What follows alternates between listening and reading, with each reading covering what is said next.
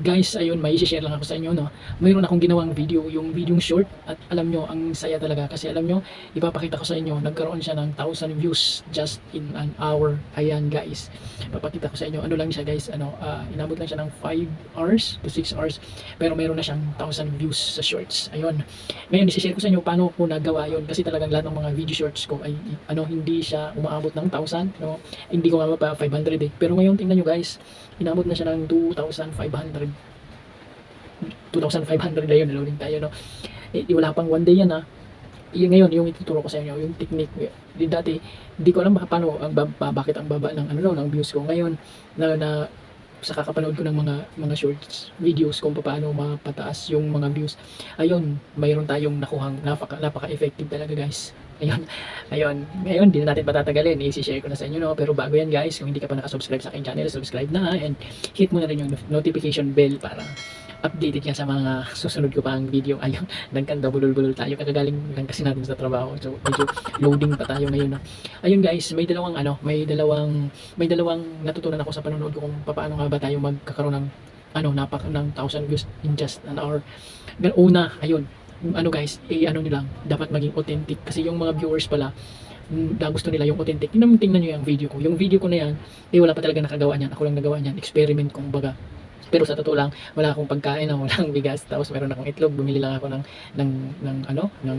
yung gatas, tapos bumili ako ng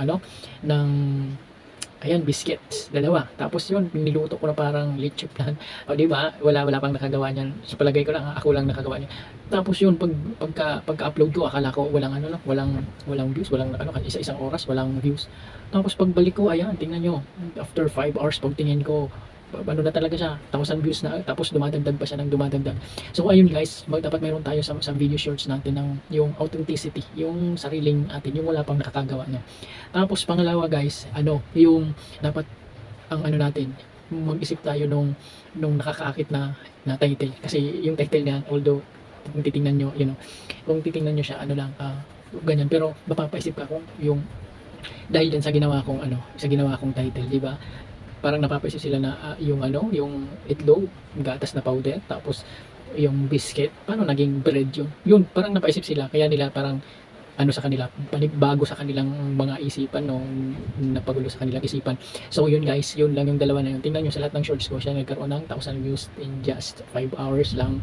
Tapos ngayon, dumadagdag pa siya ng dumadagdag guys, and hopefully mag-trending siya, makaranas man lang tayo ng million views. So, kasi talaga, napaka-effective yan guys. Kaya kapag may gusto nyo ng maraming views, lalo na sa shorts, try nyo yun, yung pagiging authenticity ng video. Yung ikaw mismo, tingnan nyo, pag pinanood nyo yung video ko, ay inano ko lang yan sa mesa namin, pagkatingin, yan yung mesa na yan, dyan ko lang yan, dyan ko lang siya sinot, o diba, may pa-shoot tayong nalalaman, dyan ko lang siya sinot, tapos inedit ko lang para maging short, tapos yun, nagkakaroon na ng 1,000 views, wala pang isang yun lang guys. So ngayon, alam nyo na kung yung dalawang bagay para magkaroon din kayo ng napakaraming views sa isang araw kapag nag-upload kayo ng mga short videos. So ayun guys, dito na naman nagtatapos ang ating sharing sa araw na ito. For today's video is sharing muna at wala tayong ibang maisip. So ngayon, again guys, kung hindi ka pa nakasubscribe, subscribe ka na. Subscribe ka na, huwag ka nang patumpik-tumpik pa.